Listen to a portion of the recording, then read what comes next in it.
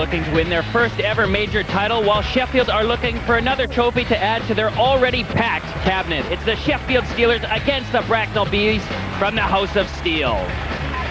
Both teams were in action on Saturday. The Manchester Storm being swamped by the Bracknell Bees. Head coach Kurt Kleinendorf electing to go to the Nottingham-Sheffield game instead, and that one resulted in a 2-2 draw.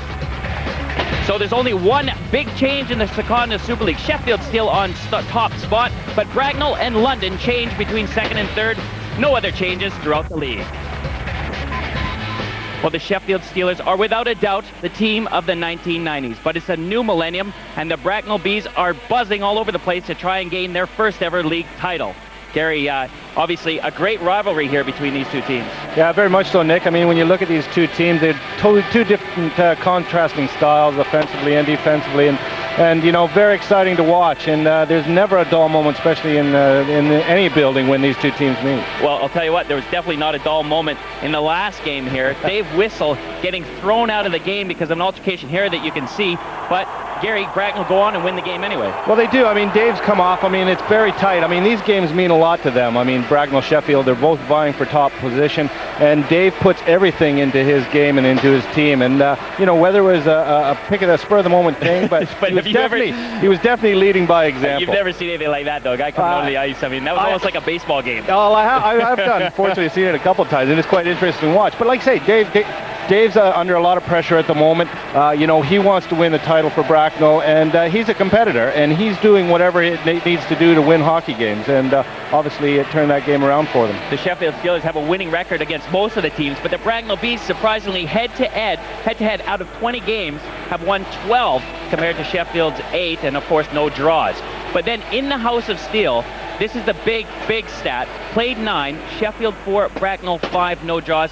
Now you got to say, Gary, to have a winning record in someone else's arena, especially the House of Steel, which has just been like a fortress for the Sheffield Steelers, that is just amazing. Well, I think any time that anybody can come in here and even take a point is a major achievement. And for Bracknell to sort of go out and pip them at the post and take a lead and wins in this building is something exceptional. And it definitely gives them a big psychological edge coming into any game that they play here. And, you know, so far they need that if they want to achieve first spot. At the beginning of the season, when we looked at the teams and how they were going to do, did you think the Bracknell Bees were actually going to be in the top half, yet alone vying for the league title? Well, no, I didn't actually, Nick, because I thought, you know, you look at the setup, they're a small rink, they're a small club, you know, and Bracknell, and you think, well, you know, they don't look like they'll have it. They'll be thereabouts, and they'll be competitive, but to be vying for the top spot is a great achievement for Dave Whistle and his teammates, because they have definitely proved a lot of people wrong so far. Okay, now you look at maybe the Sheffield Steelers, who are definitely in there for the league title, but there could be something they might slip on, and that's goals for and against. I mean, we say that they're a bit odd because they got a huge O and a small D, and that proves it. Yeah, I mean, when you look at them, but you know, the weird thing is that, you know, if they give up 5 goals, they'll score 6 goals, and you know, it looks like every time that they need a goal, they can go out and conjure one up, and they do that, and that's why they've been so successful. But it's sooner or later, defensive game is going to tell, and if their defense doesn't tighten up, I think some of these clubs could just sort of crucify them. Their offense can't stall, can it? Well, no, I mean, it can't, because I mean, at the end of the day, they rely so heavily on their offensive game, and if it does have a night off, then they could be in trouble. Okay, and for the Sheffield Steelers, who are Steph's selects? Well, I've gone for 4 players, a defenseman and forward each, and we're going to start off with a former ex-Bracknell Bees, Dale Junkin. And what can you say about this guy? 3rd in the ISL at the moment and scoring behind his line mates, Courtney and Wynn. And, you know, this guy can do anything. He can put the puck in the net, he can set the plays up, and he can create things, and he's had a great season so far. The other player is Shane McCosh, another offensive defenseman, and he's leading the defense this season with 32 points in the ISL. And, you know, again, he's another guy that can turn a game around for this team, and he's just an exceptional and exciting player to watch. So a couple of big guns there for Sheffield. Who are Steph selects for the Bees? Well, again, we've gone for a forward and defenseman. And first guy, Kevin Rail, first season in this country.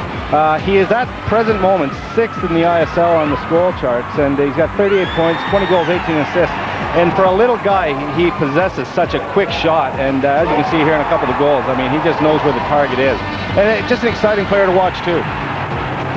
The next guy is Shane Johnson, coming from the London Knights this season, coming in, and he's what you would call a stay-at-home defenseman. He's not going to light the league up in points. He's not going to put a lot of numbers up on the board, but he knows how to play defense. He'll take the body, and he's just good all-around defensive player. So, Gary, I mean, a game of this magnitude, we are heading around for that final stretch. Obviously a huge game.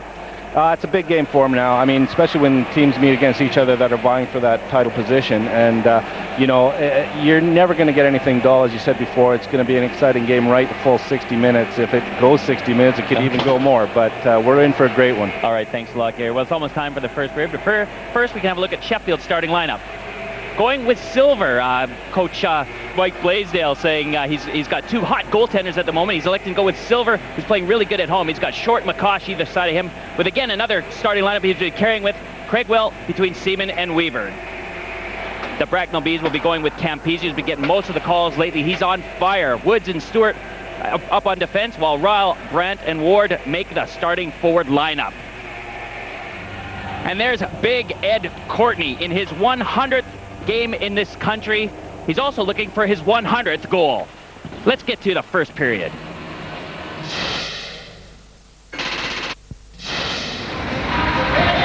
Big referee Mike Rowe in charge of this top-of-the-table clash here at the House of Steel. Veteran of hockey over here, now in charge, wearing the red stripes. And he's just going to start the game. Ryle and Craigwell. Ryle wins a draw back into Bracknell's zone. Pass right up the middle. Ward right across. Can't find Rao. Rao behind the net from Brandt. Tail Short taking it up against boards. And Craigwell gets it out to Weaver. Weaver tries to deflect it to McCosh, who's joining up in the rush, but he couldn't get a hold of it. Craigwell slides through the middle across to Weaver, who's a foot offside. There are the Sheffield Steelers. Rob Wilson is out injured for that shoulder injury, and Andre Malo still recovering from that slash that he received in our last main game against the Newcastle River Kings. Hilton Ruggles on the other end of it. Donovan missing from Bracknell's bench. He actually has the sprained knee.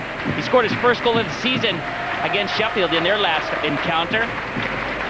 So both teams, Gary, with a pretty good healthy lineup. Now they're going well so far. Bracknell getting a little jump on the play at the moment. They're getting in there, working hard. Sheffield's just got to settle down. I think, you know, they're at the top place. They know it's a big game, and I think they've just got to find their feet. Gets it to Druin. Druin tries to find Smith. Kip Noble. Rink wide to Clance. Clance, who can't control it on the backhand. He delays in the corner. Scott Allison. Somebody behind the net. Bracknell just bounced it off the boards. Baxter can't get a hold of it. Nice one touch up to Allison. Scott Longstaff with a shot. Great pass from Allison off the board to hit Longstaff. Gotta love that when players use the big boards to help out their passes. Well, they can use those boards to their advantage. And I mean, right at the moment, and Bracknell's sort of getting caught a bit flat-footed on the defense, and Sheffield's finding space and getting behind them at the moment. Bracknell's got to tighten up a bit. Yeah, with big hit through the neutral zone, impacts some Schulte. Players have been locked up. Peter Wynn wheeling it. Had the hat trick. He shoots! Goes for the glove side. Ripped wide. Peter Wynn collecting a hat trick recently. To overtake Ed Courtney in the goal scoring statistic. We said Big Ed's icing call there. Crowd's moaning about that, but we say Big Ed is a goal scorer, but his centerman's providing to slot him in a little bit more. Well, they're both out there, all three of those guys contributing to each other's performance, and they've done such a great job. And I know, listening to Courtney last week talking about his player, he's very pleased with him. Slow skate to the bench for those three. They're the Sheffield Steelers fans. Packing out the House of Steel here. Drop. Puck comes loose through the slot. No one can get a hold of it. Craigwell finally does for the Steelers. Heads up. Wheels it out of the zone through the neutral ice territory. Stops. Up high, gets it down. Shot comes in, deflected off the post. The red light is gone, but it corralled off the post. And the puck ended up under Campese. Gary Stefan, I didn't see it cross the goal line. No, I didn't see it either, Nick. I'm pretty sure it just hit the post and sailed right across the back of the goal line, or on the goal line itself. Campese phone on. If we have a look at this again here, Sheffield is starting to move well. Craigwell moving well down the center of the ice, takes the Bracknell on, has a quick look, and there's nobody there. Just on the end there, a little pass over, you'll see it. No, it's, can't see it from that angle, but I'm pretty sure it just came off the post and went right along the goal line. You'll see it maybe here. Right there. No, not a goal at all. Great call. Mike Rose saw it all the way. Was a great call. Very, very close shot. Mike Blaisdell, you can see he's relaxed a little bit, but I'll tell you what, his hair was standing on end there a few seconds ago. I think the other thing to point out, the goal light didn't go on. Tipped over with a shot.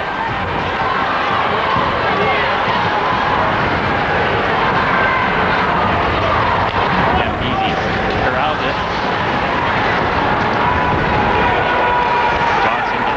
Cote.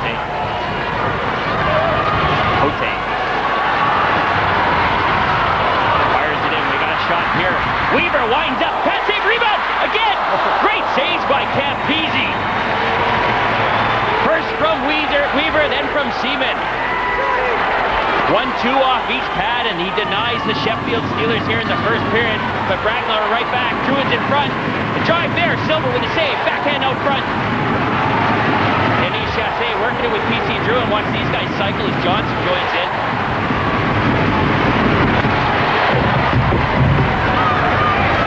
Chassé up front, can't find Druin. Woods keeps it in the zone. Bracknell setting things up down low. Koch taking his old line mate up. With quick pass up front, he shoots, he scores! Great play from PC Druin. What a pass! What a great goal. Catching Sheffield Steelers flat-footed behind their own net. Silver couldn't even see where that puck was going. I thought Goodwin just finding a very easy opportunity to get it here, but good work from Bracknell down low. Goodwin just coming right into the slot. Nobody on him whatsoever. Silver doesn't even see where the puck went. Great vision from PC Druin, though. You can see Silver probably saw him out of the corner of his eye carrying around behind, but he made that pass on the opposite side. Well, there's an angle. I think Silver thought he was going to go all the way around. It was just a quick angle for Druin to get the puck out, a very sharp angle, and Goodwin right on the end of it. Here's Goodwin. He's got Ward. Goodwin shoots. Silver with a save. It's in the paint.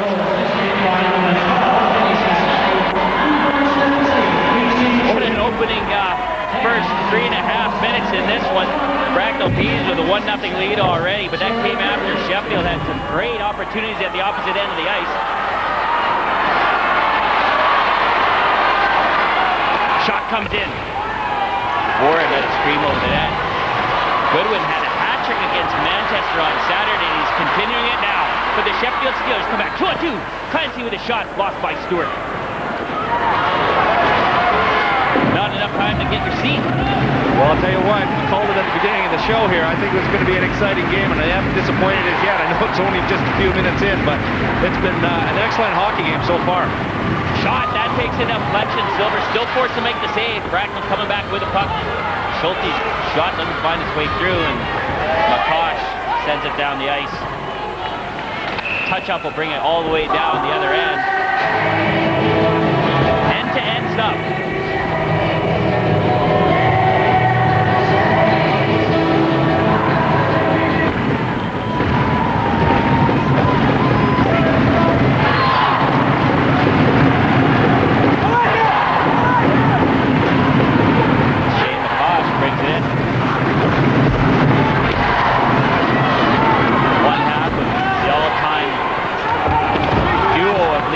Amongst defensemen. The other guy kipping over. Dale Short, he keeps it in. We got a penalty call on the play. It's going to be a holding call, I believe, coming up.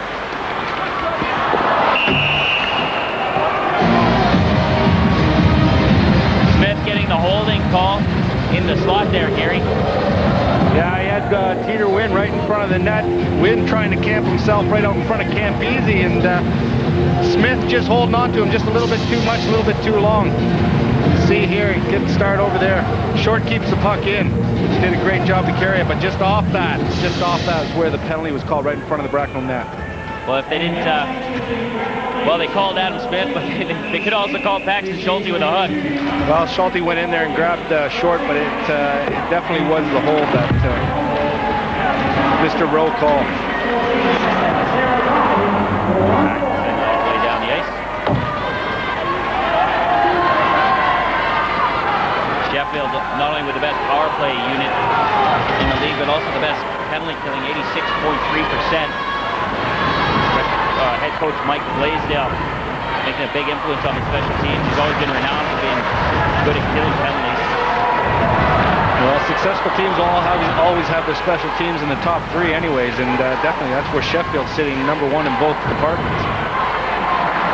Nope, fires it up to Clancy. No touch up there. Seaman beat him to it.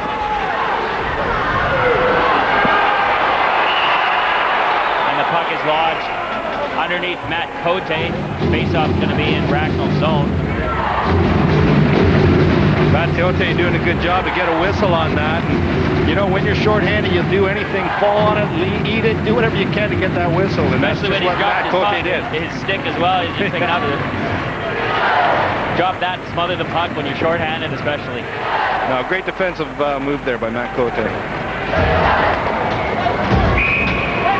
So Sheffield on the power play. Say it's the best in the league. Noble.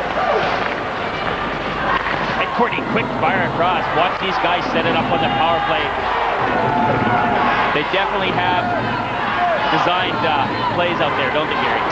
Well, they certainly do, and they're all used to playing with each other. I mean, some teams will mix their power play units up, but they elect to go with the line of Junk and Courtney and win, and why not?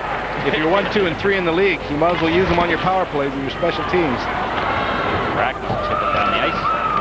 30 seconds to go in Sheffield power play. They're down 1-0 here in the first period against the Bracknell Bees.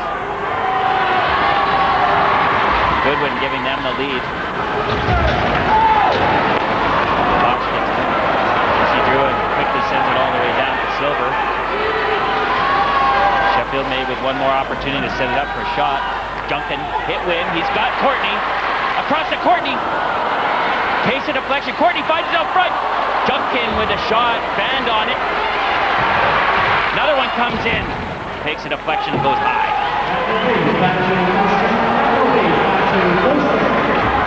DC Druin.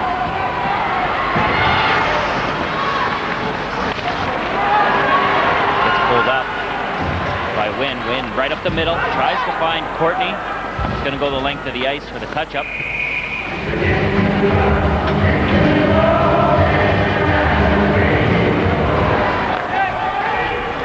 Johnson would pass it the middle.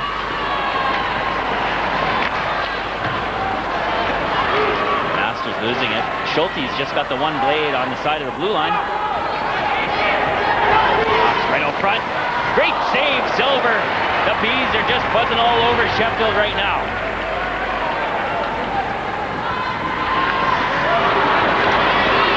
Schulte goes rink wide, got knocks, picks it up,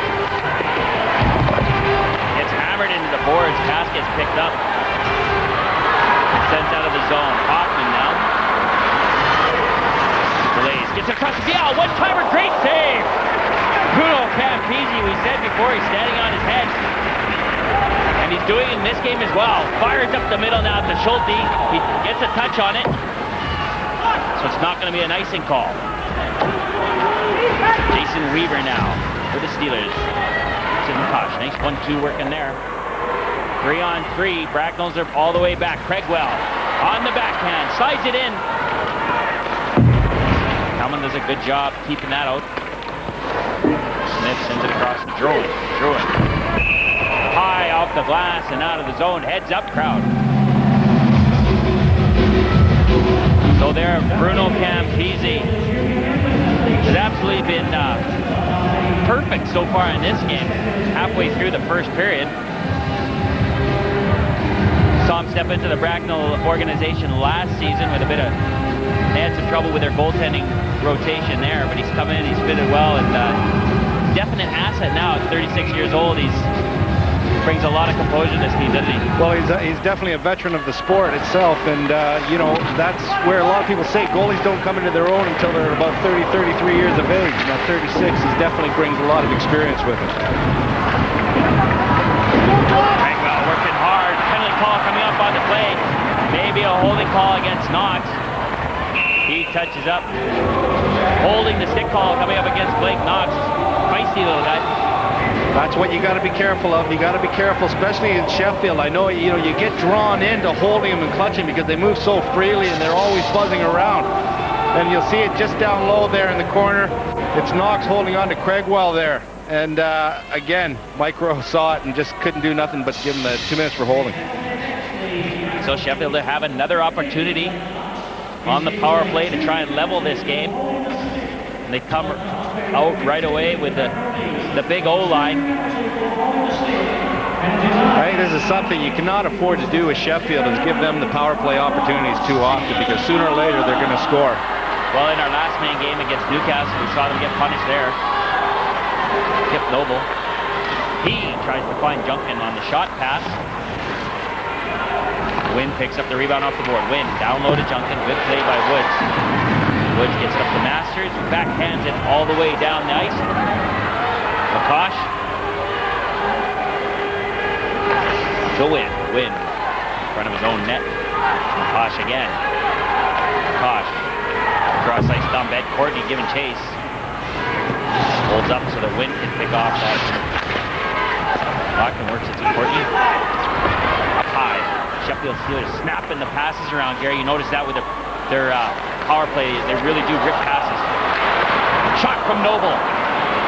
And Bracknell clears his own. Yeah, I know they move the puck well. They know where each other is out there, and they can afford to move it hard. And it's the only way to keep Bracknell off their toes, and off their guard. Just to move it, quick passes, puck moving all the time. And if you can do them and catch them, that's the way to run a power play. Duncan, great play by Matt Cote. They've been looking at the Sheffield Steelers playbook. Druin, great move. PC Druin on the backhand drive, shoots. Great save by Silver, and that's just an awesome play by PC Druin. McCosh to Seaman. Seaman gets hacked by Masters through the neutral ice territory. Tries to beat 2 Bs, can't do it. Kalman sends it down the ice. That's the thing with Sheffield. Sheffield cannot afford to get 3 guys stuck down deep, even on the power play here, even when they're on the power play, because Bracknell are fairly explosive in their own right, and you saw that there with PC Druin, just about went through and scored. Some awesome moves, eh? Oh, beautiful to watch. Craigwell now. Masters. Still by Weaver. Buddy gets it down the ice. Mathieu picks it up. Got a penalty call coming up on the play, an interference call, or a hooking call, coming up against Seaman. Chris Brandt trying to get around him there. Seaman just throws the old lasso out there and pulls him down. You'll see right at the bottom of your screen, Brandt trying to get away. Seaman just gets the stick up on his arm and pulls him back and down. And sits for 2. So there you go, Dan Seaman in the penalty box. Bracknell now go on their power play for the first time in this one. Not the best power play performance that you can get out there, especially when the Sheffield Steelers are up to 86% on the penalty killing. That pass gets it eventually to the Bees. The Bees on the power play. Behind the net. Up high now. Smith, his shot goes off a shin pad rebound. Shane Johnson couldn't get it away. You ever wondered why Sheffield, they don't have the best defensive record in the league, but they've got the best penalty killing record? How does that work? I don't know. Interesting observation. Maybe they should play the game shorthanded. Maybe so. But it proves they can play defensive, though. Yes, it does. Great observation there, Steph. Thank you. I'll mark that one down in your good book. Silver, the much junior to his counterpart, Thunder Bay, Ontario.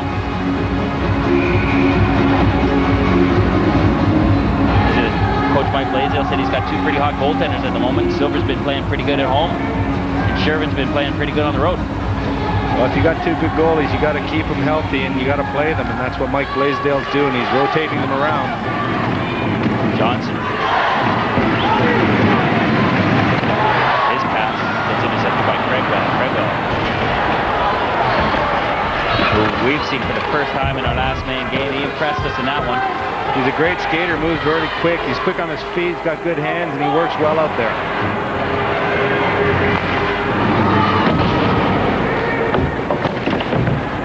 Weaver sends it all the way down the ice. Chris Brad picks it up for the Bracknell Bees. Bracknell Bees on the power play, had 1-0 up here in the first period. The House of Steel. Silver comes up, stops it. Silver caught out of the net, right in his glove. Almost got caught behind the net there. Got caught trying to play it, but got back in time to make the save. On the face. It's one thing. I mean, Bracknell buzzing down there, and I'm not. You'll see right there. Silver goes to play it up, just catches him, but just gets back in time to make the save. Right there, goes to flick it up. Lou doesn't even get the puck. But lucky he's back in a position to deny Bracknell of going another goal up.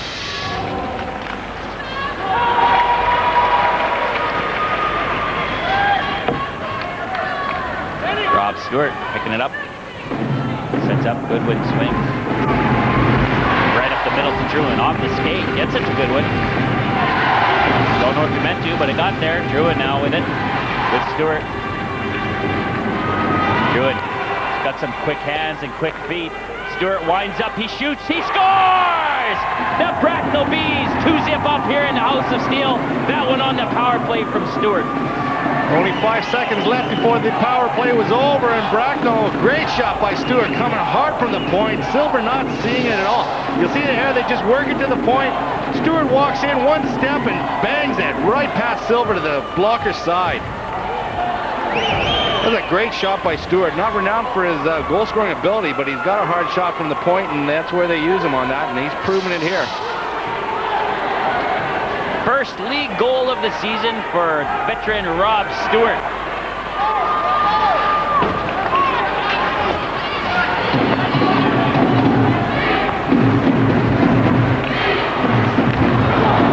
Denis Chassé, he picks it off. Goes around Wynn, but doesn't take the puck with him. Courtney's softer pass gets intercepted. Druin now has Chassé. 2-on-2. 2-on-2, you got to say there's no better guys in the league than Denis Chassé and PC Druin. Those two have been working well together. Breaking down that Sheffield defense right at the moment. They're not getting anything positive out of that. They're just, they're playing sloppy. They're losing it. They're not getting control. Bracknell putting a lot of pressure on them. If they keep that up all night, I mean, it's not going to stay at 2 goals, that's for sure. Longstaff gains his own. Johnson's keeping him outside. Just look at that. For all you kids at home wanting to play defense, how a guy like Sean Johnson can keep you outside into the perimeters and the non-danger areas. Sean Johnson obviously had a spell with Team Canada before he came to this country, and that's one of the things he was credited for Team Canada was his defensive ability, and he's brought that to this country. Did I say Shane or Sean? You said Sean. It's definitely Shane. I don't know why I would say that. Shot from Bial, he shoots, he scores! Holy cow, we saw him come off the ice, or onto the bench there. From the bench onto the ice, I should say, it just let her rip. It got the Sheffield Steelers back in it. Well, that's brought this crowd to life, and it brings Sheffield back into this game. Bial getting a big shot from the point, as did Wilson before, or Stewart before. You'll see here, it's Longstaff working well down low. Bial just coming right into your picture there and unleashing a big shot, beating Campese to the stick side. And he came from the bench out onto the ice. He had about a 30-foot skate into that one. That's a bit of weight. She got everything behind that one. But it livens this game up.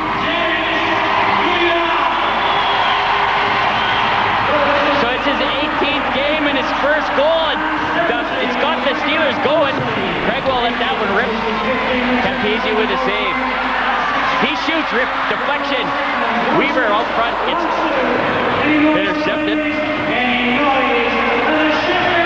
Here getting hooked up. Brandt, fans on it. Brandt and Seaman. What's going to happen here? He's got the headlock on Vial and Brandt. Vial going in there now. I'd like to see these two guys go. Two heavyweights. Oh, Vial ready to throw him. What do you reckon on the face wash? Yeah, Vial coming in there just saying, hey, don't mess with my teammate. If you want to go, we'll go. Comes in, just does put the face wash on Brandt. But they're both going to go 2 minutes apiece. Bracknell gave the line there. Brandt goes in, tries to get the shot away, gets pulled back. Seaman goes in there. Brandt just throws him over. Vial comes in behind, gets a little headlock on him, throws him in. Little face wash right there, just to say, hey, don't mess around. Well, Brandt gave him the lefty back, though. No, like I say, Brandt's not afraid either. Eh? He'll take him on. But like I say, there are two heavyweights out there. So 2-minute minor penalties for roughing. Go 4-on-4.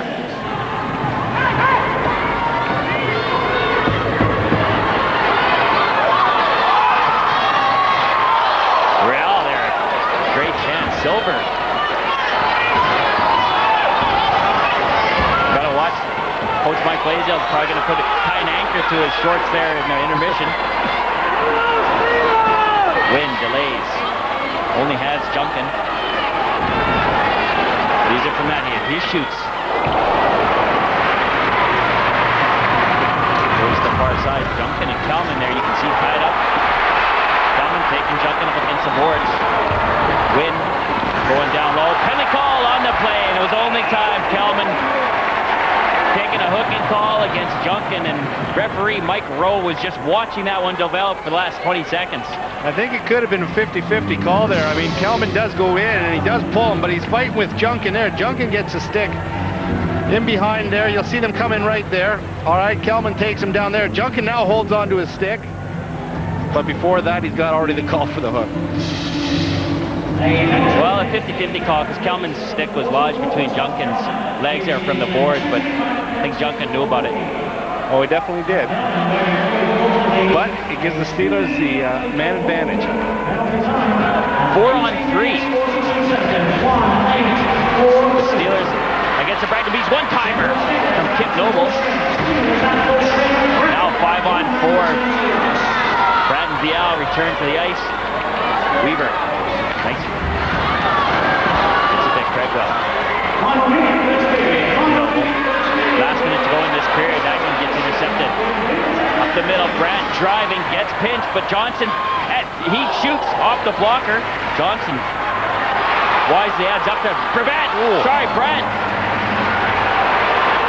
Too many B's. Brandt with a shot. Goes up over the glass. Sheffield still on the power play. Kip Noble. Has McCoskey down there. That gets intercepted.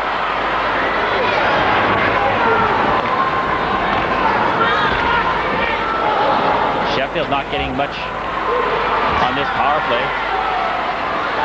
Bracknell with the better chances here, shorthanded. Craigwell now on the far side. Gets it back to Matt here. Nice move through the neutral zone. Matt here, another nice move inside. Johnson managed to clear it. Vial is going to wind up. Big shot. Saved by Cote. And that's it from the first period. The Sheffield Steelers will stay on the power play heading into the second period. They're down 2-1 to the Bracknell Bees.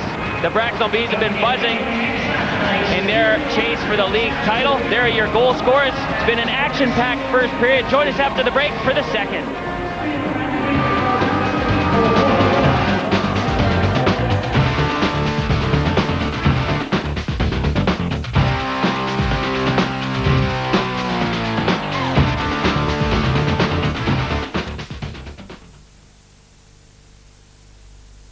That's how it ended after the first period. Your match facts. 2-1 Bracknell, even on the shots on goal. Penalty minutes, Bracknell taking double to Sheffield's. And the one power play goal going Bracknell's way. Sean Silver had a bit of a shaky start, handling the puck behind the net there. but he'll recoup in this second frame. Bruno Campisi at the other end has made some outstanding saves. And now we can head to the second period.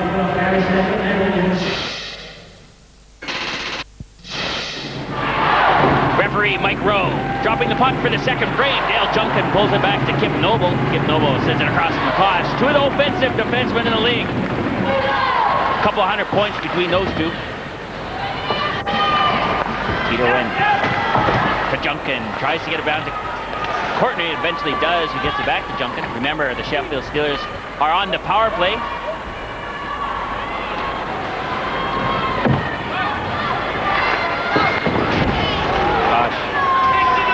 Courtney for the Sheffield Steelers on the wall. Dale Junkin doesn't get in there quick enough, and the whistle on the play. Bracknell being effective on their defensive work on the penalty killing at the moment, and they're doing a great job containing the Sheffield Steelers. And you know, that's a credit to the Bracknell Bees at the moment. Well, Dale Junkin, the ex-Bracknell Bee player, came to Sheffield. Complete all-around player. Johnson tries to go, doesn't get out. McCosh keeps it in. Shot pass to win. He can't deflect it in on net. And Bracknell sends it all the way down the ice. Great job by the Bees killing that one off. Get back. They can regroup now and go back on the attack. Ed Courtney. Can't keep it in the zone. Some great work on the far wall by Stewart. Has his first goal of the season. And the go-ahead goal right now. Vial steps into the play. Gets it to Craigwell. Craigwell now shoots. Blocker save. Shooting from the hip. Craigwell letting that one go.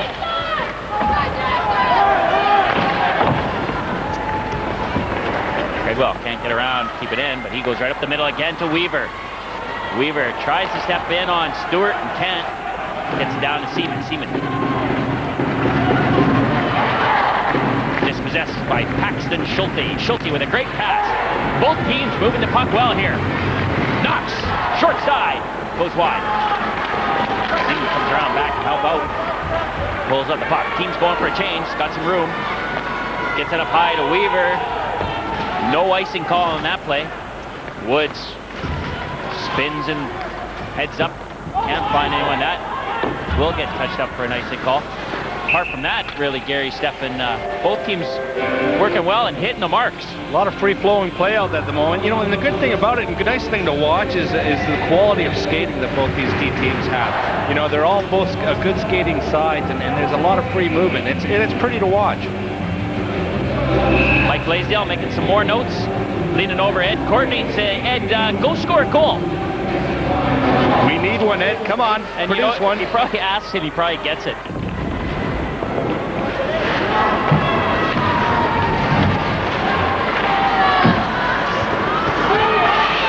Bracknell getting a penalty call on the play.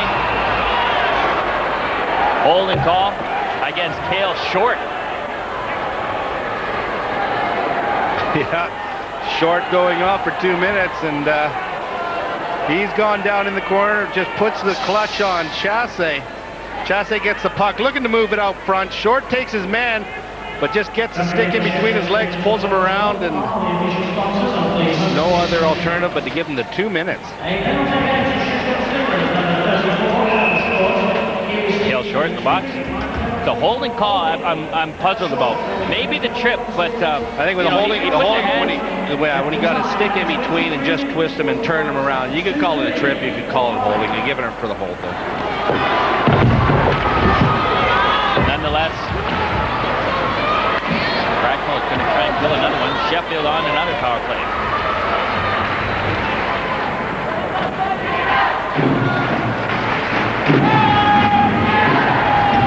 Setup. Swing, and they go the opposite way.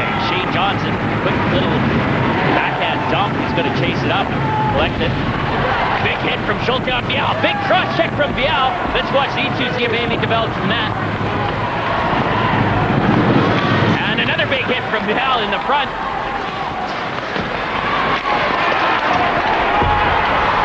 Knox sets up. Vial levels. Shane Johnson, again, Vial. Cross check there, pulls Schulte standing on the anything happens. He can call about 8 minutes and penalties there. Mike Rowe saying, you're lucky I just gave you one. Johnson getting about 4 cross-checks in the back. As you say, could have given him 8 minutes for that, but I think he's only going to elect to give him the 2. But a great movement. Johnson just holding his ground right in front of the net, taking the hit for the team. Look at that. There's 1, there's 2, there's 3. That's unbelievable. Let's go for 4. There's 1 there. You know, Biel tried to take his man, but Johnson just planted himself there, and I'll tell you not what. much you can do. Take your hat off to Shane Johnson for taking out. I know Johnson's not going to react and fight Biel because it's a size mismatch, but no matter what, you're going to get annoyed at that. Sometimes you can take a retaliation, and Johnson did there. No, he's smart play. It's great to take that for the team, and I'm sure he's been feeling it at the moment sitting on the bench, but it's giving them a 2-man advantage. That Biel just looks like a tough guy, eh? I wouldn't want to mess with him. He's a bruiser. Bracknell, wheel it out. Woods. Tries to go outside. Real can't get a hold of it. He's back out onto the ice after receiving that treatment. PC Druin gonna hit Woods. High slot, winds up, takes it, gets it to Goodwin. High now to Woods. Woods to Druin. Druin with those quick hands. Nice pass. Deflection, it's in the net. I think that went off Kip Noble. I'm not sure, but definitely took a deflection. Ryle and Noble together going in that net. Ryle claiming the goal as he thought it went off his stick. But a good movement from the Bracknell. They move it up high. They have a quick look. Quick one time over.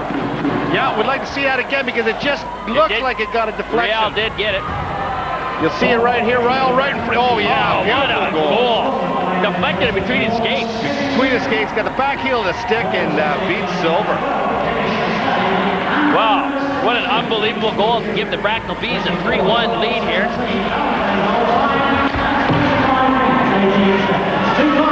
Bracknell still with man advantage.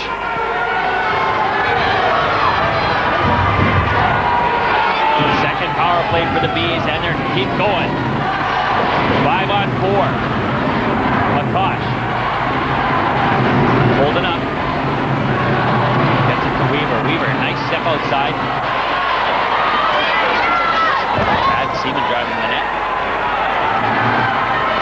Here we got 3-on-2. Seaman gets back. Ward gets it back to Real.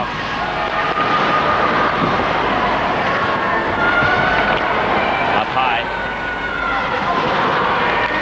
Brant, quick pass, gets intercepted by Makosh. Makosh, Scott Seaman, he hits him. Scott Stewart coming back. Shot comes in. Glove save, rebound. Makosh couldn't get it. Here comes Bracknell. Not a good pass there. That gets touched up for icing. Still on the power play, the Bracknell Bees, and it's going to come down for an icing call. Bruno Campese making a great save there. Makosh hopping on a rebound, but couldn't get it. Now Makosh and Seaman linking up and going down and creating a chance, but Campese again coming up with a big save. You'll see it right here. Makosh breaking out, finds Seaman breaking all alone down the right-hand side.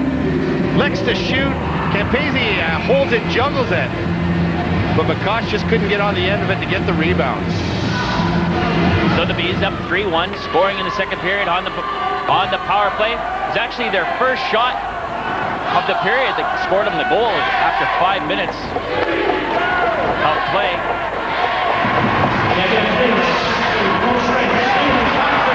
Puck loose. Both these teams really make the shots count. Average about a goal every 7 shots.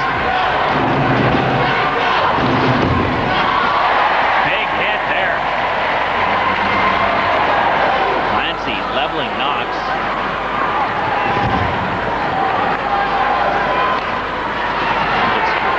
It's deflected. Scott Allison finds Longstaff. Has Clancy. Can't hit him. The Beast wind around the other way. Blake Knox has Schulte driving. Can't quite find him. Schulte's going down on his knees.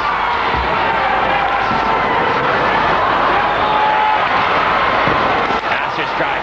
Gets it to Baxter. Baxter holds up to the point. Shot pass, can't find Goodwin. But Druin collects. Tries to get out front to Denis Chassé. Johnson. Good help from Clancy, sends it all the way down. down the ice. Touch up for the icing. As we say, Bracknell not collecting their first goal on their first shot. And there are the shots on goal in total. And really unbelievable numbers for the second period. Not very high at all. Well, no, not after about just under 8 minutes of play so far. There are only 4 shots been had. And whether that's saying something about the defensive style of game at the moment, I think they're just not getting the opportunities and quality and a lot of play in the neutral zone so far. Play gets slowed down.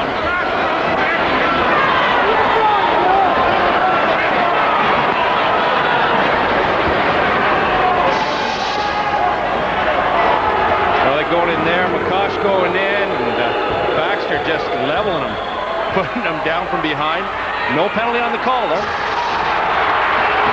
So the referee waving out Denis Chassé comes off. He had too many men on the ice. Trying to get that little man advantage. Just you want to stay out there, I guess. Must be nice when you can't get the players off the ice because they want to play. Absolutely. Good weave by Wynn. Just wheeling with it. Going end to end. Looks to set up. Sheffield Steelers need to score goals. They look at this line to do it. Junkin. Pass to Kale. Short shot pass in. Rebound in there from Wynn. Bruno Campese has some big pads down on the ice to deny the Steelers. Must-win games here for the Sheffield Steelers at home. And this is the team that they just hate doing it against, the Bracknell Bees. They don't have a winning record against Bracknell at home, which we pointed out before the game, and it's unbelievable.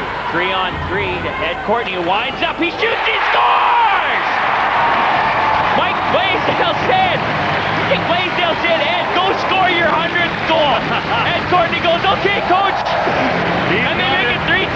He's got a big ton, big 100 for Ed Courtney here. Brings him back in the game again. You'll see him here. They break the play down. Nice little drop by his teammate. He just fires it again, low stick side. Great shot. Just puts everything behind that shot. Just gets it low. It look like there's been a deflection there. Little bit of a deflection, but I'll tell you what, you got to cite Ed Courtney is sick. Why would you say that? Because I knew he was going to score and I wanted to say something. But that's 100 goals for Ed Courtney in the ISL. Winds up and shoot the other way. You can just tell when this guy has the puck that there's something going to happen, and sure enough. Well, that's why they're 1, 2, and 3 in the scoring. Well, it's lifted things here at the House of Steel. I was about to say that things have gone a bit flat for the fans here, but Ed Courtney's goal has lifted them all. Ed Courtney, we knew that this game was going to be tight. Ed Courtney with his 100th goal in all Super League competitions. What a milestone. Great feat, great achievement to get 100 goals.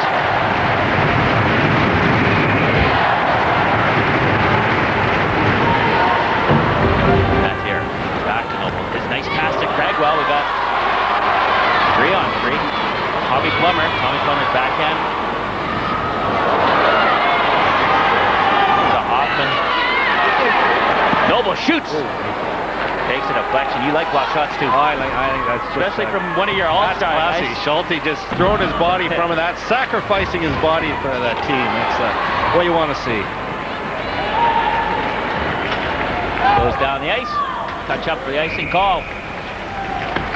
Sheffield Steelers moving down, getting a change. Going 2 behind, but pulling 1 back. The Bracknell Bees love playing at the Sheffield Arena.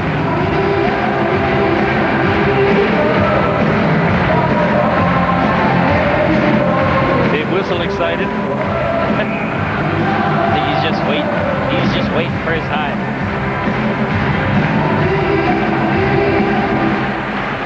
Face off. Comes back to McCosh.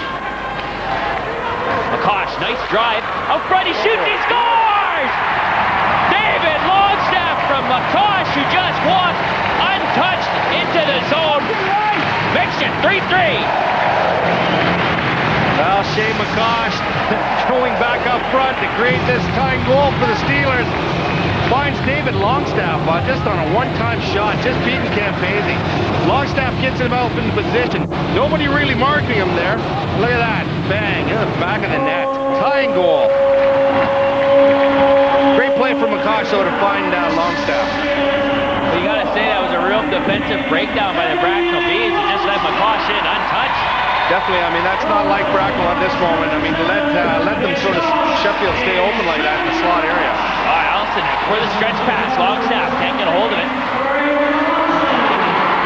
Inside, McCosh again, he shoots! Great save! David Longstaff. Here we got some mess going on now. Smith and Vial! Or is that Allison? Smith and Allison! Allison beating Smith a couple of times. Both guys just locking up, gonna try and get it free. Smith with a slap to the side of the head. Can't really get a fist going. Allison's a big tough guy. He'll try and throw him down. Two big boys are getting tired, and there they go. No punches thrown in that way. Gotta say that's a drop. Not a lot in it. Two big guys just hanging on there, dancing around a bit, trying to get loose, but both of them locking in, not giving anybody the opportunity.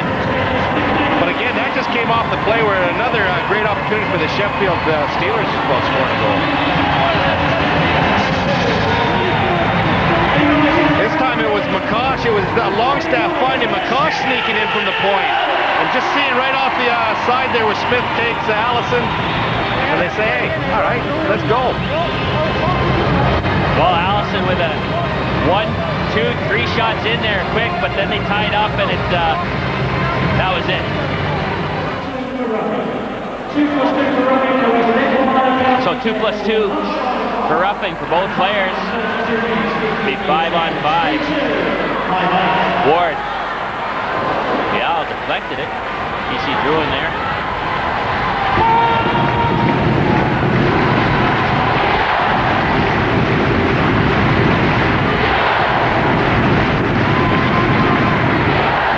Bracknell with the breakout. Sheffield with 4 guys back. You can definitely tell when your coach tells you to start tightening things up defensively. You got 4 guys across your blue line.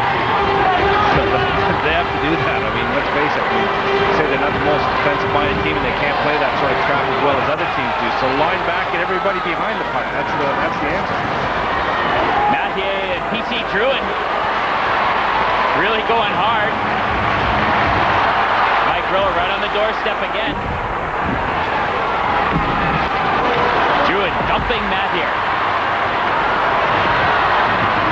Back in the play, the big drive going on. Comes right back. Shot comes in. Goes for the short side to Stewart. Masters picks up the rebound. Another shot comes raining in right in the midrip. Some good, tough hockey being played here. Drive! Masters, great shot there.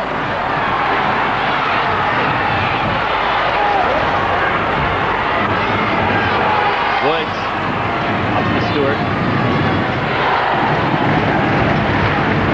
Bosch. Can't clear the zone, Masters keeps it in. Got a 3-on-3. Ed Courtney thrown into play as well, watch out for him. Junkin to Courtney, Courtney to Junkin. These two move the puck around so well, and a penalty call coming up on the play as McCosh gets dumped. Sheffield have the extra attacker on. Out front, Clancy.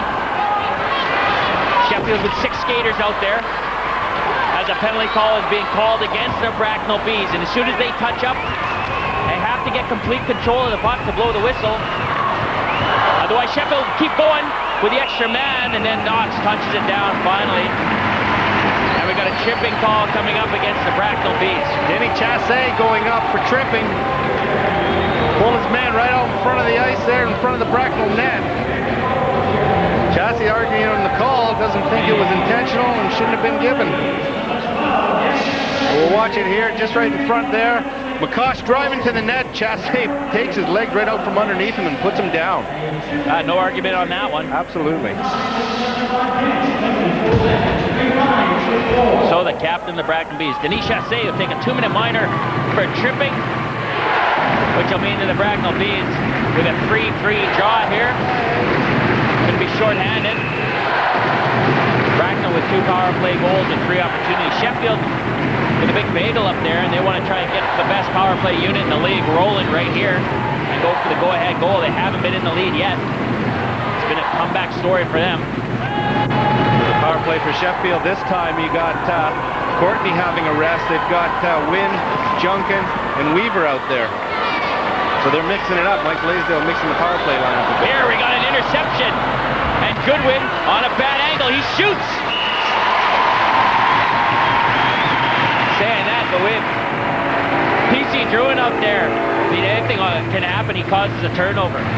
Well, that's what they did, right in the neutral zone. The quick turnover that gave Bracknell that opportunity for them to come in and get a good shot on net. McCosh takes it down, loses control of it right there to Druin.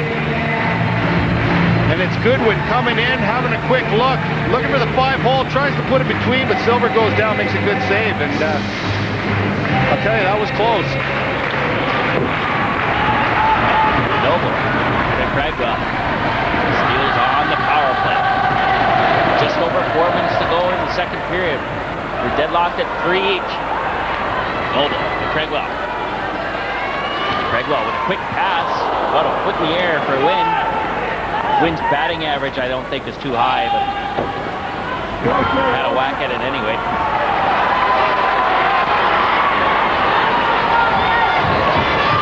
Wynn leaves it for Courtney. Courtney across to Noble. Noble now. He shoots, goes high. Great save. It wasn't a hard shot, but it was high and accurate.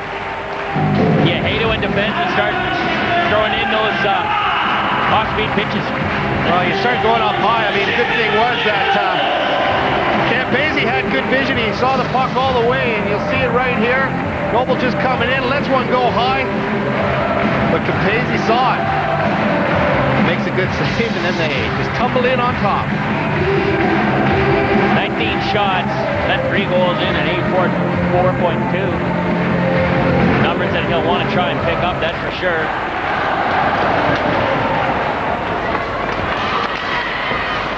That 3 goals is kind of the magic marker for most goalies. Don't want to let him more than 3 a game. It's a bit difficult, you know, when you get, especially with the offensive team like Sheffield, you know, they'll just be looking for the win. I don't think they're mind how many goals will come in. That pass from Seaman took a deflection, almost banked in there from the whole kind of goal line.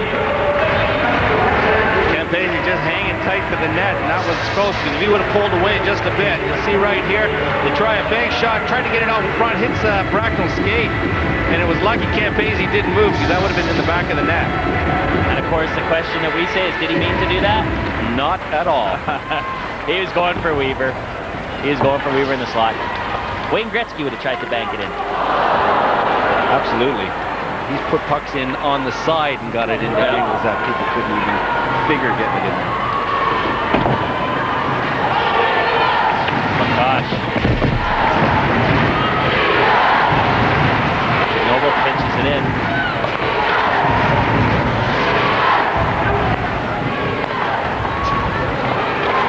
Clancy. Quick pass to Noble. Returns it. Rink wide to McCosh. Spin. Shoots. Great shot from McCosh. He kept it low. Deflection, but doesn't beat Campese. Here we got a 3-on-2 now. Seaman working hard to get back. Denis Chassé, who's back out on the ice. 5-on-5. His shot from a bad angle. Couldn't find Druin. Goodwin. Quick across to Chassé. Chassé winds up, shoots.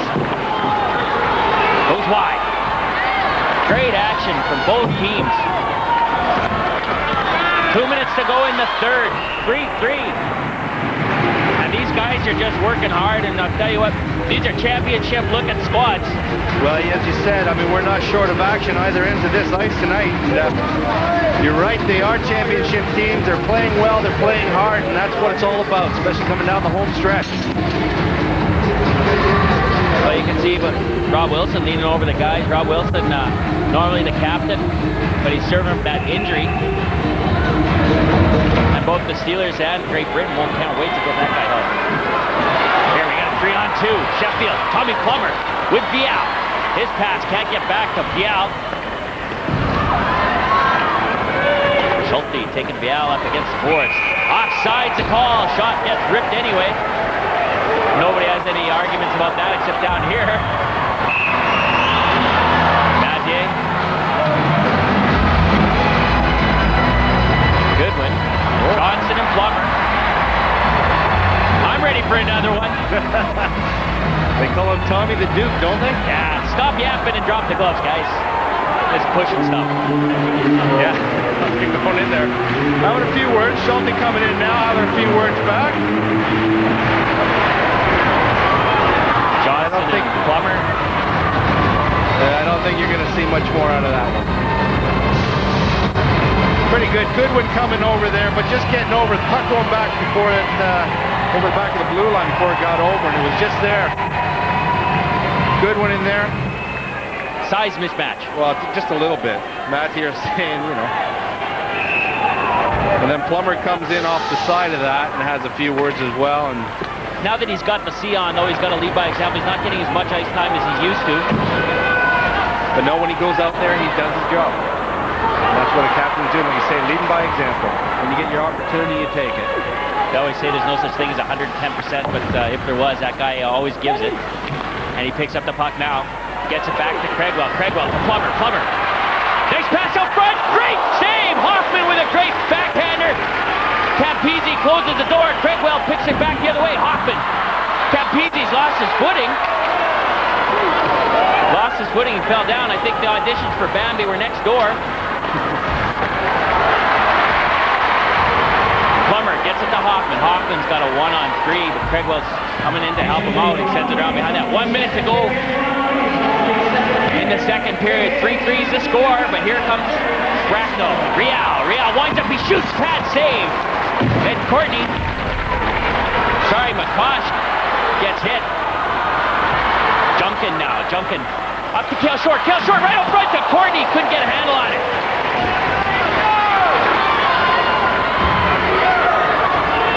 Brandt winds up. Big shot. Great save by Silver, who saw it all the way and holds on for the face-off. What a game we're having here. You saw Tommy Plummer having a great shift just before this last bit of action, but Bracknell bouncing back, then Sheffield bouncing back. You see here, Brandt unleashing a big one. Silver sees it all the way in, pulls it out of the air, but a lot of work there from both sides, creating a great hockey game for the fans. Well, it feels good to let a shot rip like that, but for Silver, it feels better to land in the glove and hold on to it.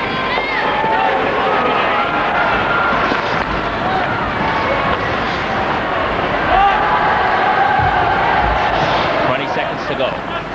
Tosh to Junkin. Peter Wynn.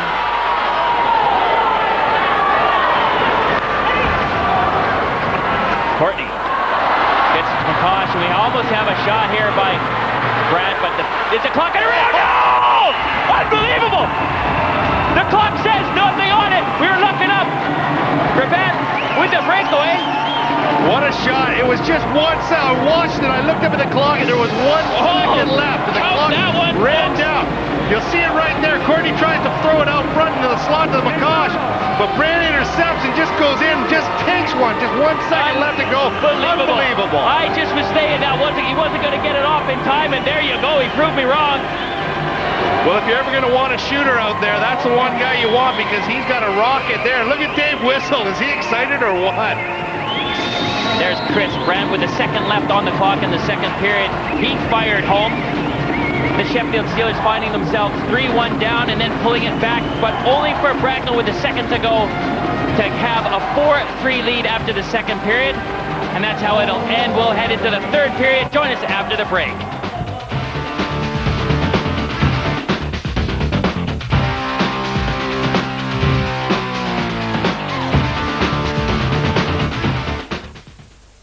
Chris Brandt lifted the Bracknell Bees to a 4-3 lead, and that's how it is after 2. Your match facts so far. Shots on goal going the way of the Bracknell Bees. The penalty minutes evening out in that second period, but the Bracknell Bees have 2 power play goals with none for Sheffield. And And there is the guy with the go-ahead goal, Chris Brent. And he's out on the ice here for the start of the third period. Mike Rowe, hand up. And puck down. Here we go, 4-3. This is on the line, folks. Both of these teams are playing for the league title. The Bracknell Bees love to come into the Sheffield arena. They've got a winning record here. But the Sheffield Steelers are going hard to try and recapture their glory days and get their hands on their first Super League title. Jason Weaver has Craigwell. Weaver, nice move on the backhand. The rebound is not to be seen, but Craigwell was on the doorstep. Crowd is lifted behind the net. But that's not going to help, is it? Absolutely. Cam Beasley makes a great save. Just squeezes his legs as tight as he can, just so it doesn't bobble through. But as he fell back, it just bobbled in, but the whistle had already gone. Great move by Jason Weaver. Oh, yeah. I mean, look at this. I mean, there was great play on the boards there to create this opportunity here. Look at that. You got Checkwell standing on the doorstep. Like I said, Cam Beasley just squeezes tight and just hangs on to it. A lot of space there, though, for Weaver just to skate right in front of that net and get a shot away.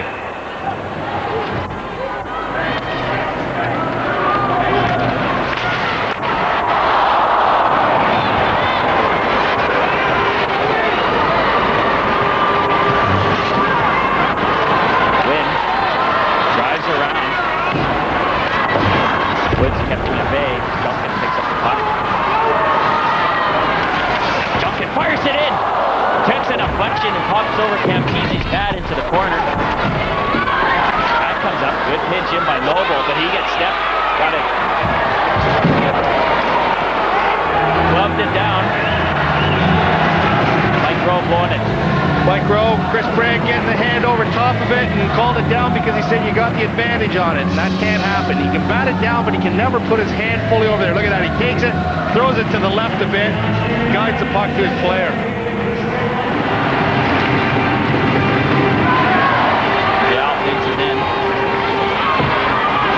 Big tends to create a lot of space for himself. That certainly does that, yeah. But he does that, because he's aggressive. He's physical, he gets stuck in. And when you do that, sometimes you start looking over your shoulder and you might give that odd step or two.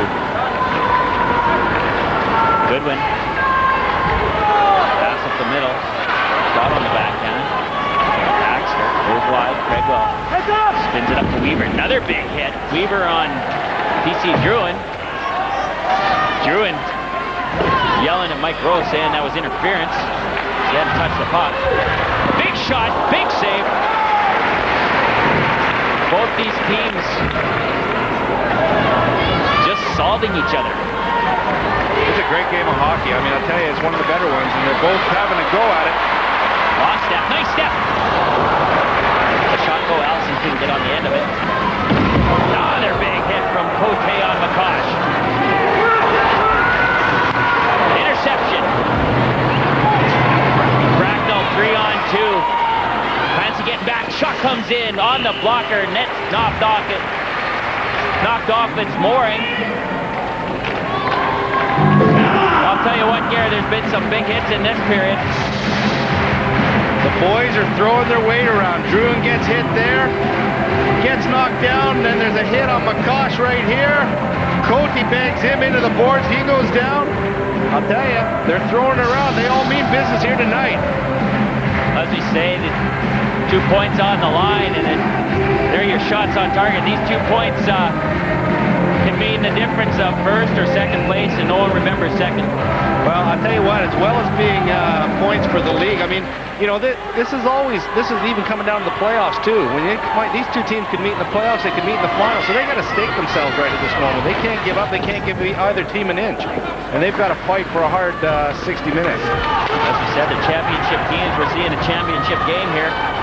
The Bracknell Bees 4-3 up in the third period. 15 minutes to go. Another big hit. I'll tell you what, start racking them, the hits.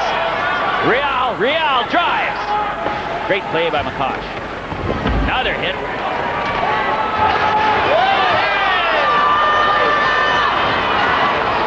Get the Bees pass statistics. Longstaff shot. Rebounds in front. Bracknell just hoof it all the way down the ice for the touch-up. Icing's a call. There's McCosh. He's on the bench now, but he was on the ice. He gets in there. He comes to make the break out. Look at Jasse. Comes right in on him. And just, he's a good, solid check right into him. Says, sit down, son. Don Cherry, a big voice in hockey in North America, says basic hockey, never cut inside or you're just going to get your block knocked off. Well, and that's what happened there. To say it was a good check. Good check.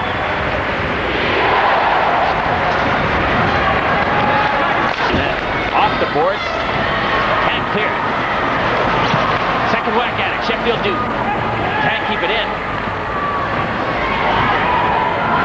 You get to a stage now where Sheffield's trying to get a goal, and this is where they could end up opening themselves up a bit. They're throwing everybody forward, and that can't happen. They've got to still play a little bit defensive hockey. There's 14 minutes left in this game. They can't throw everything forward at the moment.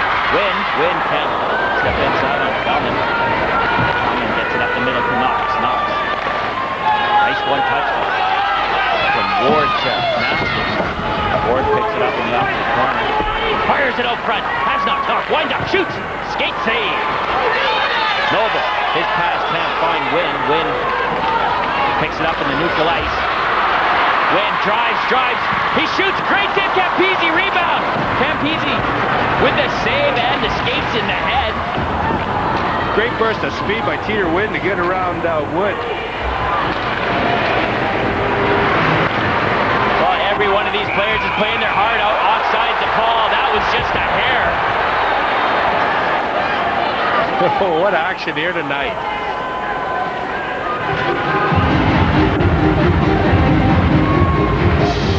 Watch here, Wood just gets a good step here.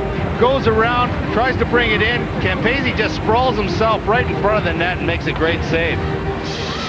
Bruno Campese, outstanding game so far.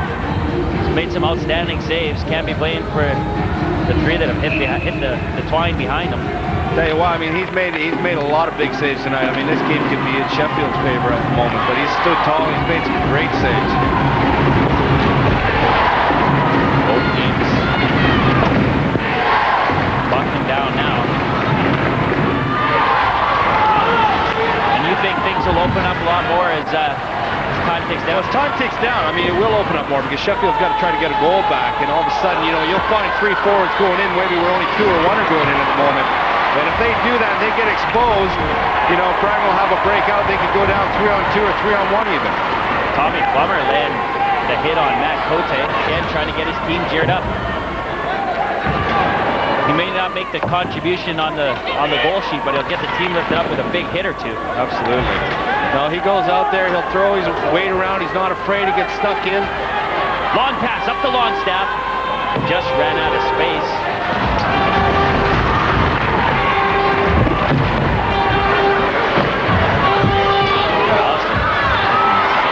Woods. Bot pinches in. Chassé. Bree Steele is hooking him up. He delays. Shot comes in high off the glass. Another shot comes in high off the glass. And again, low, and it's in the back of the net. Ryle again on the end of that one. I'll tell you what a goal. That man is in the right place at the right time, and he's been there twice tonight already. Look at that. I mean, Bracknell circle down roll. Ryle gets a shot up high, comes off the board. You'll see him circle in there, right in front of the slot, unmarked, and just taps it in. High, and low. And bang, in the back of the net. 5-3 the scoreline in favor of the Bees. You can just feel that one coming as well with more pressure there from Ryle. 3 cracks at it.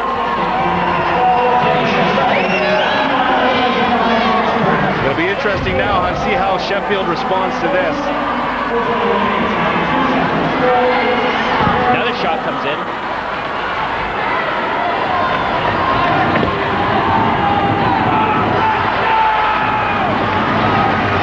Seaman cross-ice dump.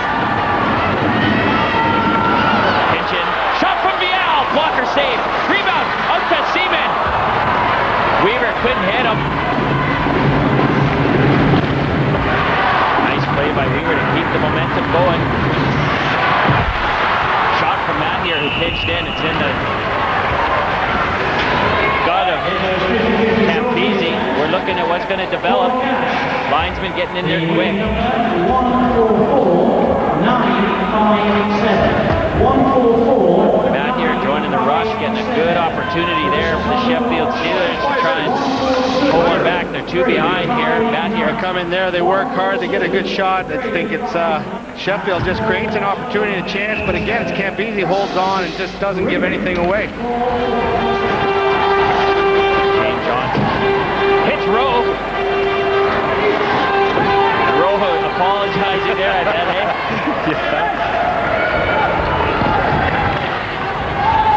Get the ice on the elbow there too. Right in the midriff. Helping his defenseman out there. Bracknell with some good forechecking. Druin. Chopped down by Courtney. Puck up to the slot. One-timer, the shot, deflection, rebound. 2 cracks at it there by Baxter.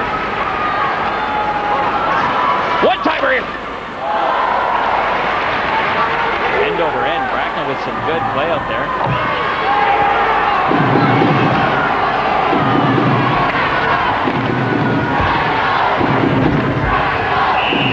2-on-2 in the corner, gets wedged up there. Doing some good work there. Baxter actually on the Real Chasse line. Chris Baxter just there. Cote gets a good shot away right off the bat. Silver has a little bit of problems holding on. Baxter sliding forward, trying to bang it in. Misses the opportunity. But yeah, good work from the man.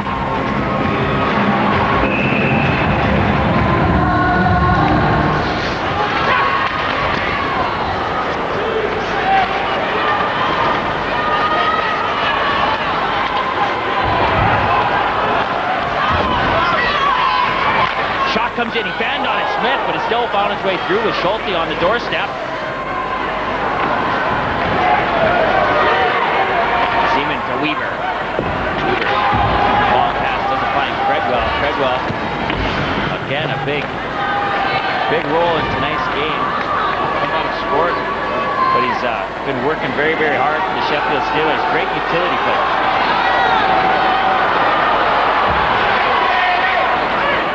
Weak shot in on Silver. Bracknell go for a change. Out there for a long shift. Weaver. Stuff to Seaman. Pumps it all the way down. Easy. Safely leaves it behind his net. Shane Johnson. Johnson has Druin swim behind. Goes up the opposite side to Cote. Set breakout.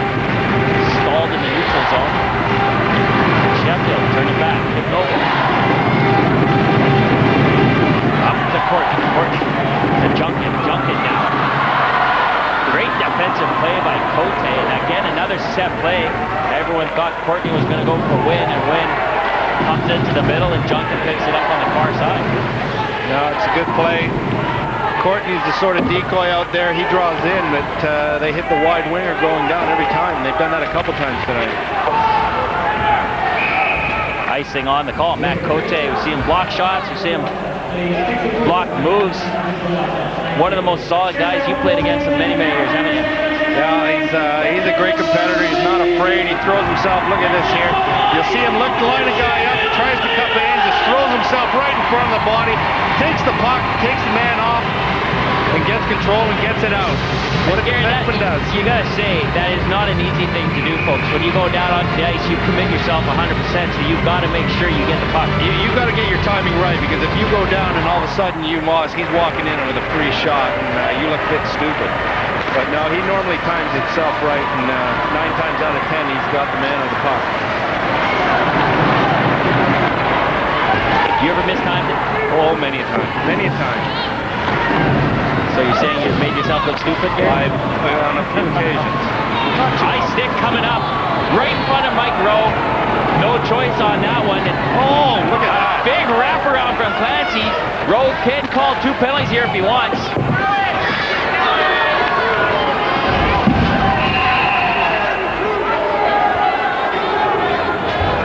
And he's just going to call the high sticking. Clancy gets it. There you go. We were just sitting here waiting. Clancy was yipping at Mike Rowe, and I'll tell you what, do not yip at Mike Rowe, because he'll slap his hips for you. Well, there's no question about Longstaff's. That was a high stick right in front of Rowe. You'll see that right here. We slow it down. Comes right up. Just catches him a bit up. And so he goes for 2 minutes. Then the play went down. Clancy then grabs a rail, but doesn't let it play on that. Now Tommy Plummer's in there. Well, I'll tell you what, you don't need to be able to read lips. Tommy Plummer's not a happy camper. He's chirping at Cote, saying a few words there. Well, we got a match penalty, I think, coming up for headbutting. That is a no-no in this sport. They can't afford a penalty at this stage, trailing 2 goals at this moment, but match penalties are just a no-no. I mean, that's a minimum 3 games, I think, and could possibly carry further suspension. So here we go, Tommy Plummer exiting the penalty box. Still yipping, he's not happy, he's getting kicked out of the game.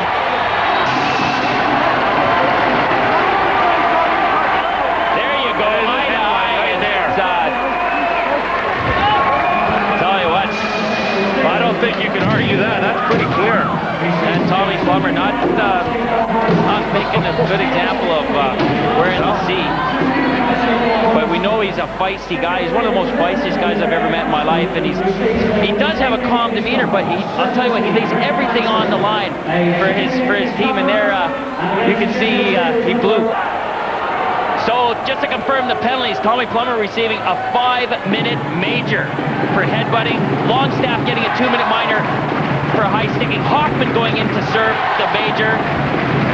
The Bees up 5-3, 3:42 to go in the third.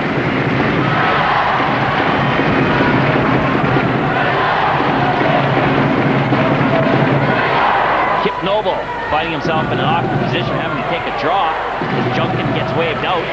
But Noble does a great job. Wins the draw and tries to go for it. 5-on-3. The Bracknell Bees have the power play. Of course, they score the 1 goal. Longstaff will be let out, and then they can keep scoring to free will. Well, that's it. I mean, that's it. They're pretty well full advantage, or a couple man advantage right the rest of this game. Shot comes in. Denise Chassé from point blank gets denied by Silver. Possession, the name of the game here for the Bees. They don't need to score anymore. Big hack from Vial. Now the Bees just need to keep control of the play, run the clock down, just under 3 minutes to go in this final period, and all they have to do is just keep it in the Sheffield zone and just run it down. Like American football. That's all they have to do. The 2-minute warning is gone. Well, not quite, but it's coming. I know what you mean. Stewart. 5-on-3. The Bees with the power play, and they got the lead. Quick pass in front. Mathieu deflects it into the corner. Big hit. Of course, when you're down, you got to watch taking the body as it commits yourself. Nice one-touch passing. Chassé bands on it.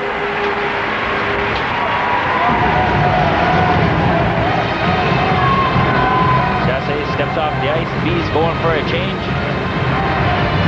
They're going to put out in the driving seat. They're going to put out Schulte, Brent, and Baxter now. 3 big guys up front. Try to create some space. Try to create a little muscle up there to get another goal.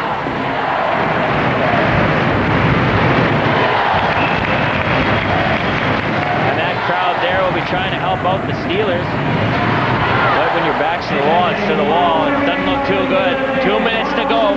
There's your final, there's your warning there. It's there. Kelman gains the line. Johnson takes it. Johnson toss to Kelman. Longstaff back out on the ice. It's 5-on-4, but again, it's a major penalty that's being served. So he won't get out before the end of the game, but Longstaff drives. Great save, Campisi closes the door. Says, I'm not going to even let you up the driveway. Dave Longstaff coming out of the penalty box, gets on the end of a pass, comes in, tries to create something. Seaman was following up behind. But you see there, look at Longstaff just picks the puck up, gets it in the neutral zone, cuts in after a little burst of speed and tries to backhand it in, but Campese goes down. Seaman follows it up, but nothing, denied.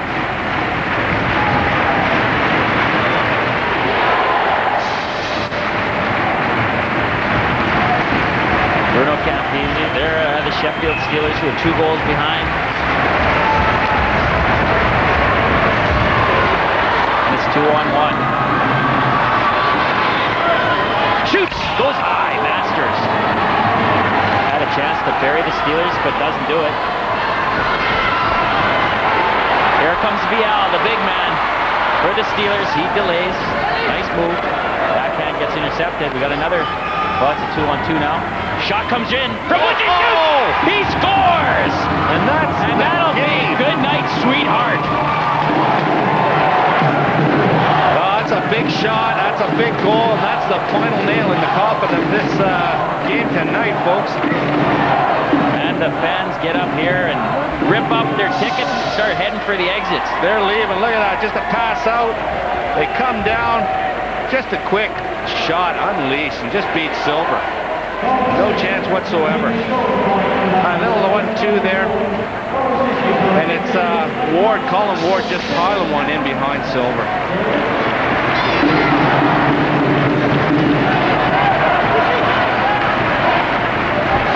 Shot comes in. This is the 10th game they played, and Bracknell will have won 6 of them in the Sheffield Arena. Another shot comes in. Deflection.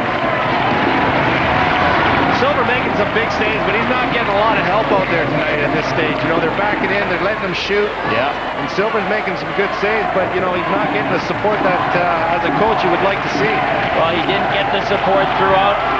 He got pegged 6 times to Sheffield's 3, and that is the final score. The Bracknell Bees beating the Sheffield Steelers here at the Sheffield Arena, and they celebrate as their run for the title campaign looks pretty secure here. They are definitely the favorites as they take the Sheffield Steelers. Mike Blaisdell and Rob Wilson saying, hey guys, what could we have done in this one? And they're going to be going to the drawing board and try and fix things up. So there were 9 goals in this encounter. And it started with Todd Goodwin with a one-timer. Stewart then on the power play, doubled the scoreline. Then Vial again on the power play, blasts it in to make it 2-1. In the second, Real with a great one-touch in the slot. Ed Courtney then blasts the Sheffield Steelers one back. And Longstaff leveled it all in the second. And we thought it was going to end that way until with just 1 second on the clock, Chris Brett gave the Bracknell Bees the lead. Heading into the third, Real with 3 cracks made number 3 count. And then Ward ends the score 6-3. We can now talk to the winning coach. He's with Kevin. Dave, it was a big game for both teams. You must be highly delighted with the way your guys came through it. Oh, it's been an awesome weekend. It wasn't just tonight. I mean, that's 120 minutes. Every guy did their job. Bruno came up huge when we needed him to.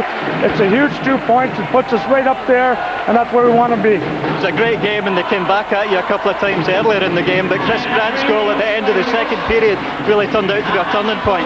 It is. Those are killers, you know, to give up a goal with a couple seconds left. It was a great shot. I think it was a little bit lucky, you know, getting a little bit of a breakaway then, but I mean, we'll take him anytime we can get him, and to win in this building, it's quite an achievement from every one of those players. You're not top of the table yet, Dave, but given the position at the end of tonight, you must be fairly confident of getting there. I mean, I'm never overconfident. I'm confident in every one of our guys that can do an excellent job. We've been doing it all year. It's been a huge weekend. I'm just glad we are where we are, and if we can steal a few more wins in this last 12-game stretch, hopefully we can be there. Bruno Campese picked up the Player of the Game award. Dave, any other guys you would pick out as key tonight? Everybody. It was total team defense against those. That team that allowed 3 goals against, That's a total team effort, and that's what we concentrated on. They have so much firepower. If you can keep them down to 3 or 4 goals, I think you're doing an excellent job. And you know, you got to rely on your offense. We had that. We did an excellent all-around job, and we deserve to win.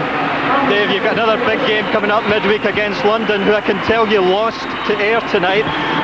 Every game at this stage is a huge match for you. Every game. We have some real tough games still this last 12 games, and every game is going to be difficult. We're going to take one game at a time. If we can win, you know, get on a good roll, I think we're going to be thereabouts for sure. Congratulations again, Dave. Thank you very much. The Bracknell Bees swarming around Bruno Campisi. He collects the Sekonda Player of the Game. The match facts from this one. Bracknell winning 6-3, outshooting their opponents by 10. Penalty minutes, check that one out. Woohoo! Sheffield in trouble there. And the power play goals all going towards Bracknell. Well, there you go. I mean, we said that we were in for an exciting game. We said the big O of Sheffield, if that got going, but the small D, the O stalled, the D did what they normally do, let in goals. No, that was the thing. I mean, Bracknell put a lot of pressure on them. They kept going. They kept working the Steelers' defense, and eventually they gave in, and they caved in, and they started scoring. But, you know, obviously the turning point was at the end of the second period with 1 second left to go. It's the Chris Brandt goal. I mean, that was the big turning point in this game. I thought that the time was going to run out, but he shot from the high slot. Well, he got a great shot, and I was trying to watch the net and the clock, and it just was 1 second left from that puck went in the net, and then the clock ran down. But like I said before, I mean, if you wanted a guy to shoot, it was him. Then this one, they go 5-3 up. Ryle had a crack before that, the crack there, and then the one that went in. Well, again, I mean, it's back to the defensive coverage. I mean, he lets the shot go, and then he sneaks in. You know, the shot goes wide, and he's right there, standing all by himself, nobody around him whatsoever. And, you know, you just can't afford to do that in a game. You've got to be able to take your man and have pretty tight coverage in your own defensive zone. Okay, thanks, Gary. Well, after the game, Kevin talked with Mike Blaisdell. Right, Mike, commiserations. It was a huge game for both teams. You must be very disappointed tonight. Yeah, that was we really wanted that one. Obviously, they played very well. Campisi has won 3 games against us, I think, in the last 11 days or something. He's been very good, and you know, they have a very solid team. Whistle gets them going. They play really well together. I think they have the best sort of team spirit of any of the teams that we played this year. They just work for each other so well, and they you know, they take the body. They got toughness. They got goal scoring. They got a hell of a team, and you know, I got to give them credit. Our guys looked a little tired at the end, but Bracknell makes you tired. They hook and hold you up, and they're smart about it. They don't take stupid penalties either. They're very smart. I thought we lost our discipline a few times, and that cost us. But, you know, we just have to keep plugging away and hope that the other teams can beat them. But I think they're a very tough nut to crack. Just 1 point behind you now with 4 games in hand. You've said in this show before that they're your biggest threat. You still stand by that? Oh, yeah. That 4 games in hand is huge. I think now we have to rely on the other teams. Before tonight's game, maybe our own destiny was in our destiny was in our own hands. But now we have to hope that the rest of the Super League gives these guys some beatings. But it's going to be, I can't see them losing very many games. They're just a hell of a hockey team.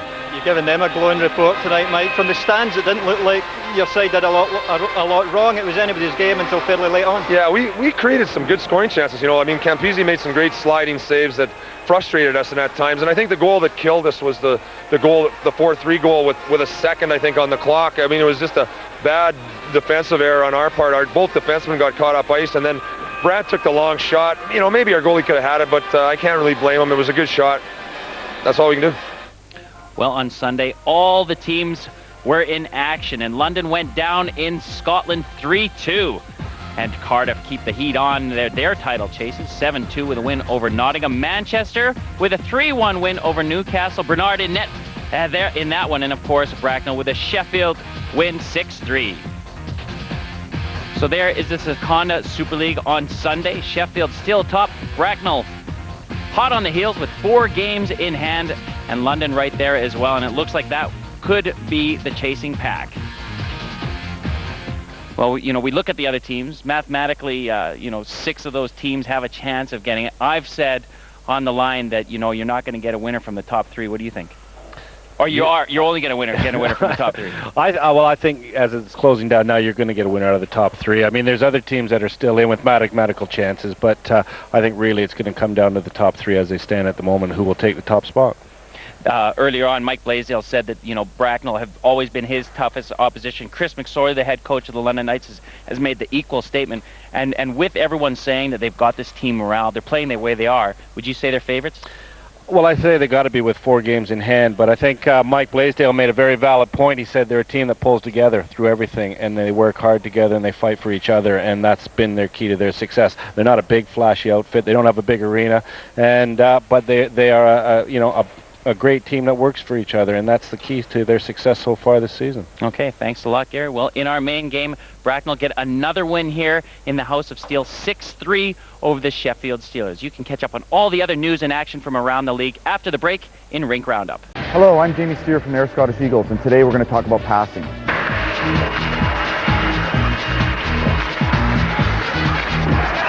Like most things in hockey, passing is done from the hockey position, which is feet shoulder width apart, knees bent, back straight, and head up.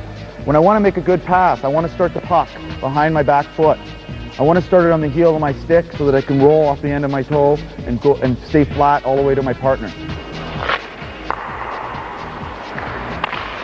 But remember, when you're making a pass in the game of hockey, it's a fast-paced game, so we're always moving. So you always pass ahead of someone, just like this.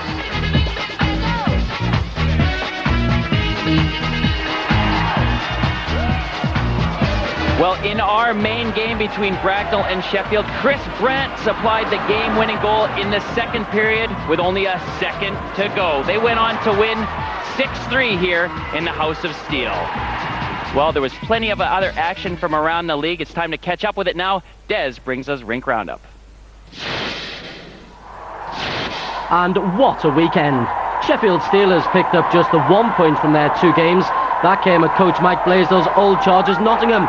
But they really should have picked up maximum points, having led 2-0 at the end of the first period.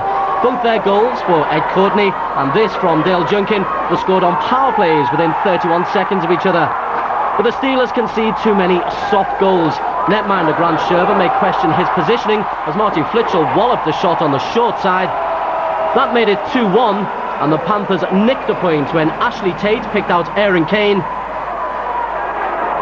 It's a good goal, but the Steelers will regard this as a point lost rather than a point gained. There's trouble in air on Sunday as London travel to the Centrum. Eagles can mathematically still win the title. London's ambitions are more realistic, but Knights trailed 8 seconds into the second period on Dino Barber's power play goal. London got themselves back into the contest pretty quickly though. Jeff Hode on target against his former club. And the Knights, whose 2 previous games have been cancelled due to plexiglass problems in their own arena, took the lead with Rick Ravan's deflection.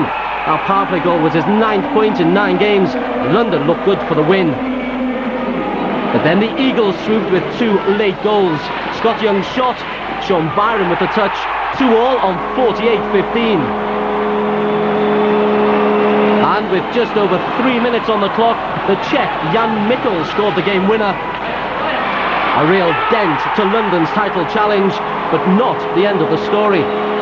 On the buzzer, there was mayhem. Rod Tremblay, number 46, takes a lunge at Knights debutant Sean Wansborough, and that set off a chain of incidents, the most talked about involving Darren Banks and Byram.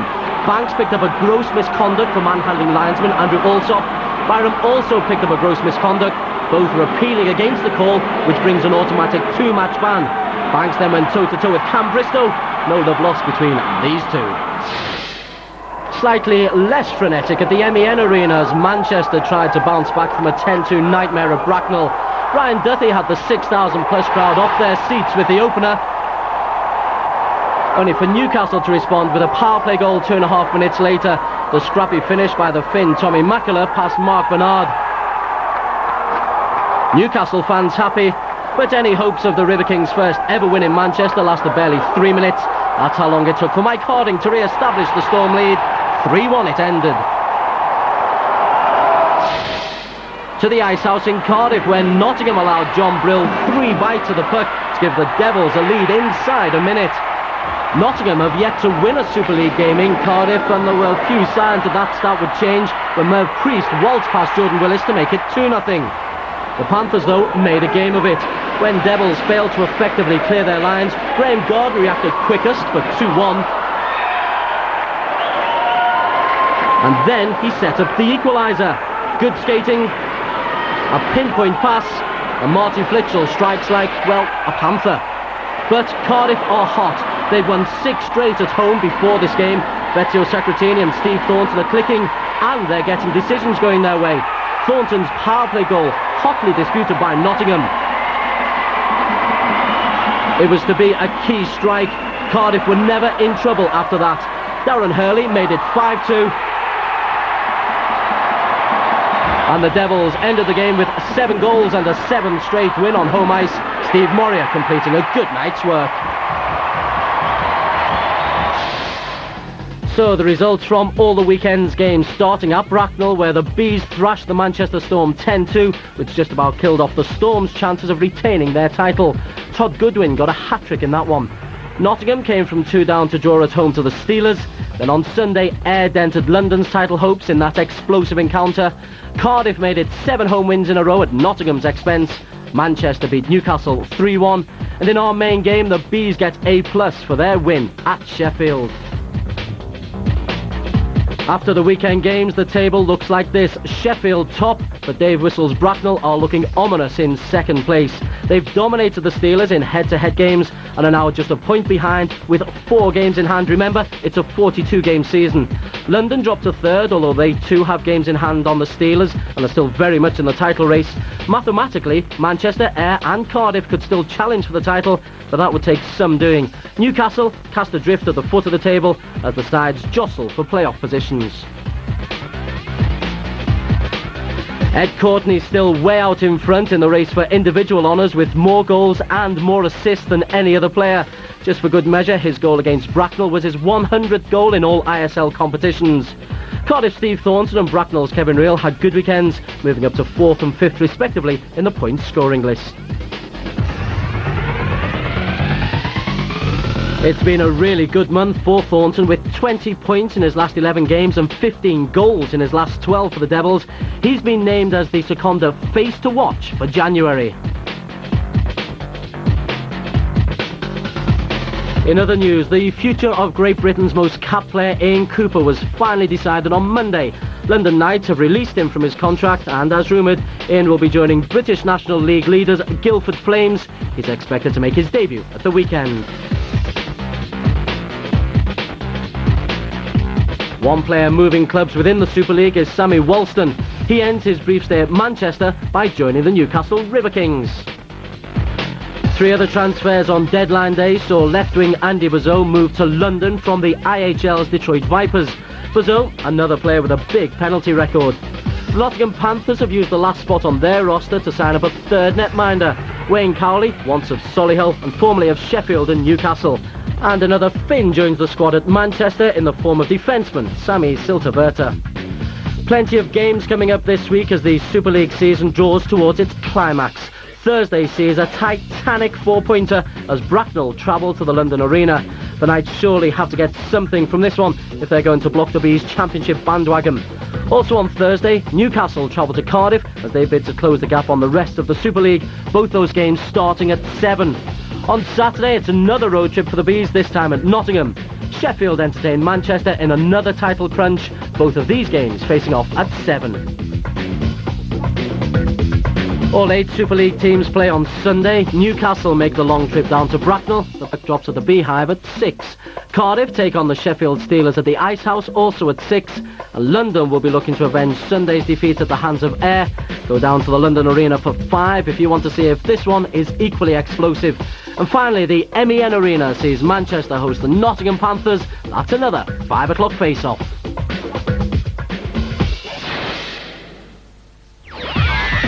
Next week we visit title-chasing Bracknell. Dave Whistle's Bees are chasing their first ever major trophy. It won't be a formality against Newcastle. They may be bottom of the league, but they've already won twice at the Beehive this season. So that's the Bracknell Bees against the Newcastle River Kings, Tuesday at 7 o'clock on Sky Sports 2. Well, can the Bracknell Bees keep buzzing in their quest for their first ever league title? We're going to be there. Make sure you are. But for now, from all the team here, it's goodbye.